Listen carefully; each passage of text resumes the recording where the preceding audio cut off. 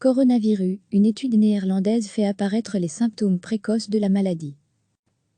Une étude menée auprès du personnel des soins de santé dans différents hôpitaux des Pays-Bas montre que les symptômes précoces de la maladie infectieuse Covid-19, dont est responsable le virus SARS-CoV-2, diffèrent des symptômes classiques souvent cités jusqu'ici, ont indiqué mercredi le centre de crise et le SPF Santé publique au cours de leur conférence de presse.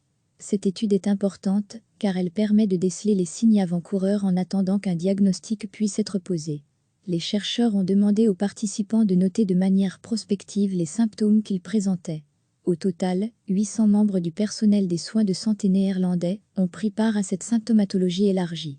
Ceux-ci ont notamment relevé une fatigue intense, un mauvais état général, des courbatures, des douleurs musculaires diffuses importantes, des maux de tête, des douleurs dans les yeux ou à l'arrière de ceux-ci, ainsi que des pertes du goût ou de l'odorat. Les troubles du goût et de l'odorat et les douleurs musculaires ont pu être associés de manière très précise à un diagnostic positif au Covid-19 dans les jours qui suivent, a souligné le porte-parole interfédéral Covid-19, Yves Van Laetem. Retrouvé, tout notre dossier sur le coronavirus et symptômes précoces ont la particularité d'être assez éloignés des symptômes classiques mentionnés jusqu'à présent, à savoir la toux, des difficultés respiratoires, des maux de gorge et de la température. Ceux-ci surviennent plus tard et sont donc en retard par rapport au début réel de l'infection, a indiqué l'infectiologue. L'étude permet ainsi de reconnaître le plus tôt possible les premiers signes d'alerte de la maladie et de se comporter en conséquence afin d'éviter de contaminer d'autres personnes en attente du diagnostic.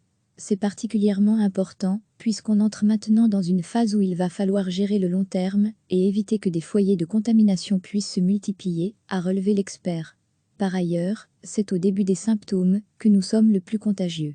C'est donc un moment crucial pour éviter de contaminer d'autres personnes, a-t-il ajouté.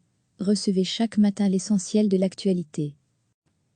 Une étude menée auprès du personnel des soins de santé dans différents hôpitaux des Pays-Bas montre que les symptômes précoces de la maladie infectieuse Covid-19, dont est responsable le virus SARS-CoV-2, diffèrent des symptômes classiques souvent cités jusqu'ici, ont indiqué mercredi le centre de crise et le SPF Santé publique au cours de leur conférence de presse. Cette étude est importante car elle permet de déceler les signes avant-coureurs en attendant qu'un diagnostic puisse être posé. Les chercheurs ont demandé aux participants de noter de manière prospective les symptômes qu'ils présentaient. Au total, 800 membres du personnel des soins de santé néerlandais ont pris part à cette symptomatologie élargie. Ceux-ci ont notamment relevé une fatigue intense, un mauvais état général, des courbatures, des douleurs musculaires diffuses importantes, des maux de tête, des douleurs dans les yeux ou à l'arrière de ceux-ci, ainsi que des pertes du goût ou de l'odorat. Les troubles du goût et de l'odorat et les douleurs musculaires ont pu être associés de manière très précise à un diagnostic positif au Covid-19 dans les jours qui suivent, a souligné le porte-parole interfédéral Covid-19, Yves Van Laetem.